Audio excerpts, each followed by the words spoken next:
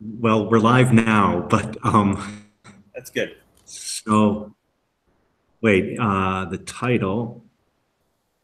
Let's see.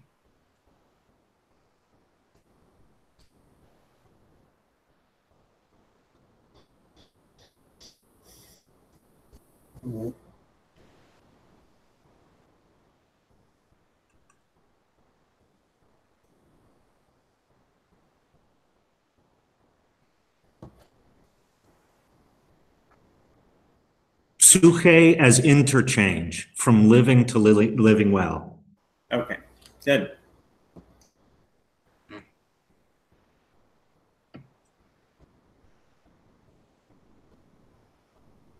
You start the timer. Thanks, Sean.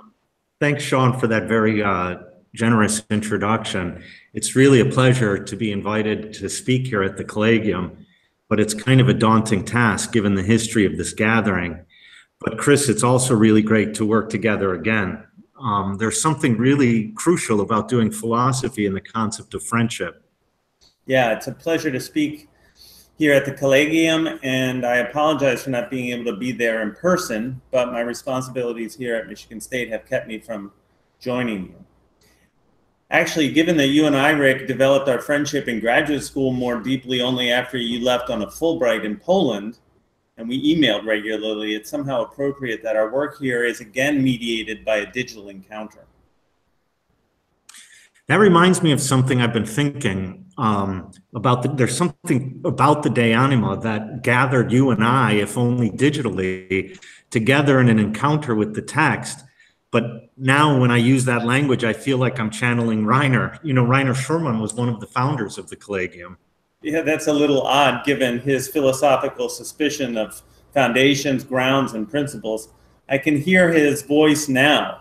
That story of me being a founder of the Collegium is metaphysical and very boring. I miss him. His absence remains, for me at least, a real presence. Yeah, I feel that too. But quickly, before we get to the paper, let me say that I've been struck by the passage that we quote at the beginning of our paper, our touchstone passage. Remember when Aristotle speaks of the value of inquiring into the nature of the soul, he says, and it seems that familiarity, gnosis of it contributes greatly toward all truth, and especially toward concerning nature, for the soul is, in a certain sense, the principle of all living things. Yeah, now that you mention it, that passage contains some of the terms that were at the center of Schurman's thinking: aletheia, phusis, arte. For him, though, these terms were crucial for another kind of gathering, one that's not so happy. In Heidegger on Being and Acting, but more so in Broken Hegemonies, he was constantly concerned with the ways in which the positioning of principles sets truth and phusis into order in ways that establish and perpetuate systems of violence and injustice. Right. And Schurman himself, following Heidegger, often pointed to Aristotle as the founder of a metaphysics that imposes the principles of human fabrication on the processes of nature in order to account for them in terms of causes. But here, at the beginning of the De Anima, Aristotle begins not by positing a principle, but with our familiarity with the soul. This familiarity or gnosis is odd to me because it opens an encounter with all truth, and then in particular, and most of all, with the truth concerning phusis. I kind of wish we'd written our paper on this sentence. Yeah, but then my joke at the beginning about the founding turns out to be serious. We need to be worried about whether the soul posits principles. And Schurman would be worried that this truth concerning phusis is a foundational one that produces a violent ordering. Yeah, you really do hear his voice. But it seems like Aristotle is here saying something crucial about soul as a principle of living things. He seems to be acknowledging that whatever we might want to call truth or aletheia is encountered through what's called soul. It seems to me that he's pointing to soul as the site of an encounter with the world, the site from which or in which truth appears. An encounter is an uncovering and an opening. Yeah, well, I know we should start the paper, but let me just say quickly that this gnosis of the soul is precisely what brings about the gnosis of all truth, and particularly the truth concerning phusis. I would say that Aristotle raises the situation of the familiar soul encountering a world, aletheia, and that then, in some sense, is seen as one's own.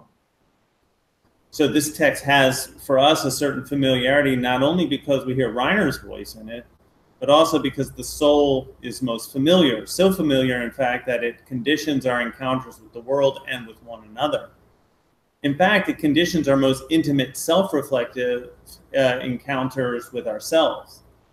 Our familiarity with the soul both enables us to encounter the world and hinders us from attaining the sort of objectivity philosophers and scientists have long coveted.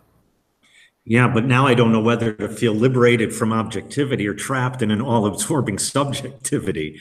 I mean, when Aristotle says that the familiarity with the soul brings an encounter with all truth, he seems to be suggesting just this kind of subjectivity. But then Reiner's right in the end that that is metaphysical and boring. So I'm still thinking that there's something about this claim of Aristotle that leads in different directions. If this familiarity, this gnosis, is an encounter, then truth does emerge in our familiarity with the soul. But that would have to mean that the truth is this encounter, this familiar engagement, or else we'd be stuck within our own souls. The soul, therefore, must already be in the world and reaching out to it. But if this is the site of truth, the encounter of aletheia, then the world is reaching back to the soul. And it must be that this, in this way, the phusis doesn't name something independent of the soul, but rather the soul becomes physiological. Yeah, it's funny that you should say that. It reminds me of something Woodbridge wrote in Aristotle's Vision of Nature, in which he suggests that the key to Aristotle's psychology is the recognition that there's a correlation between the powers of the soul and the natural conditions of their exercise. He points to the passage in the De Anima that says something like, the ability to perceive is to that which is perceived as the ability is to think is to that which is thought. This, Woodbridge takes to mean that for every power of the soul, there's an appropriate field of operation in nature. In this sense, we're always already at home in the world because the world already conforms to our capacities to encounter it.